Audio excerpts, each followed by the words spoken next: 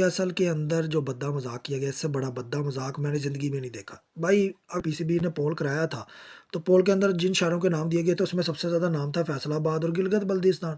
आप उन टीमों को सेलेक्ट करने की बजाय आपने बाहर जाके पहले से ही डील कर ली थी। आप एक दफ़ा लंदन में रोड शो करने गए, फिर आप एक दफ़ा अमेरिका में करने गए। आपने उधर से 2 ओनर उठाए ओवरसीज़ पाकिस्तानी बिज़नेसमैन, उन्हें पहले ही एक को सियालकोट भेज दिए, एक को आपने भेज दी हैदराबाद। और एक कह रहा है जी मुझे सियालकोट बहुत पसंद है, मैं इधर का पैदाइशी हूँ, दूसरा भी हैदराबाद का पैदाइशी निकला है। तो मुझे नहीं समझ आई कि आपने पीएसएल को ग्रूम किया, कि आपने पीएसएल को ही बेच के रख दिया।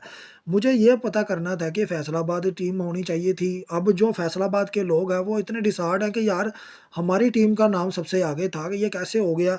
ये वही है जैसे इलेक्शन के अंदर हम अक्सर देखते हैं कि पार्टी दूसरी जीत रही होती है, अचानक से वो पार्टी का नाम आ जाता है जो कि बहुत डाउन ऑफ द वे जा रही होती है वोटिंग के अंदर। अब मैं सिर्फ़ बात इतनी करूँगा कि गिलगित-बल्तिस्तान की अगर हम टीम सेलेक्ट कर लेते तो उधर का जो स्ट्रक्चर था वो बिल्ड हो जाता। यानी कि पीएसएल की टीम बनती, उनका जो टैलेंट है वो ग्रूम होकर निकलता, क्योंकि फ्रैंचाइज़ ने फिर वहाँ पर कुछ ना कुछ काम करना था ताकि वो क्रिकेट फैन्स को और ज़्यादा कर सके अपनी टीम के साथ। लेकिन देखने को क्या आ रहा है कि हमने सियालकोट सेलेक्ट कर ली, हमने हैदराबाद सेलेक्ट कर ली। भाई ये तो पहले ही आपके डोमेस्टिक क्रिकेट के अंदर टीमें शामिल है, हैदराबाद हो गया, इसके अलावा सियालकोट हो गया, वैसे भी सियालकोट स्टालियन एक बहुत बड़ी टीम रह चुकी है। हमने उसी बेस पर जी सियालकोट स्टालियन को शामिल कर लिया, लेकिन हमने क्रिकेट का सत्यानाश किया है।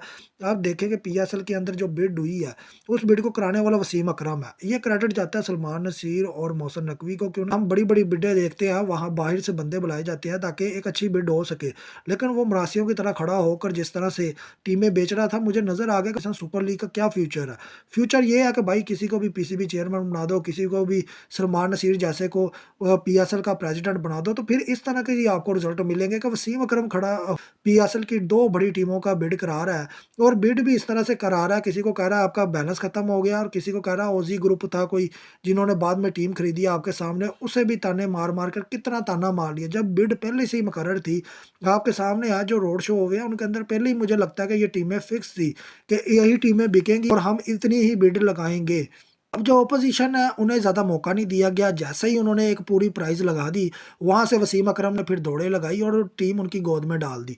मुझे इन चीज़ों से फ़र्क नहीं पड़ता कि ये 1000 में करोड़ में बिक गई, 2000 में बिक गई, 3000 में बिक गई, क्योंकि हमें सिर्फ़ नंबर बताए जाते हैं, कितना पैसा अंदर आया, कितना गया, ये तो किसी को नहीं पता। एक टाइम पर मुल्तान सुल्तान भी बहुत महँगी टीम बिकी थी, आज मुल्तान सुल्तान के ओनर कहाँ हैं? इसी तरह से आज सियालकोट और हैदराबाद इतने पैसों में बिक गई है, लेकिन क्या ये ओनर टिक पाएँगे, ये किसी को नहीं पता। लेकिन मैं सिर्फ़ इतनी बात कहना चाह रहा हूँ कि फैसलाबाद और जो गिलगित-बल्तिस्तान के साथ ज़्यादती हुई है, इसके जो हक अदा करने वाले मोहसिन नकवी और सलमान नसीर हैं, जिन्हें ये तक नहीं पता कि हमें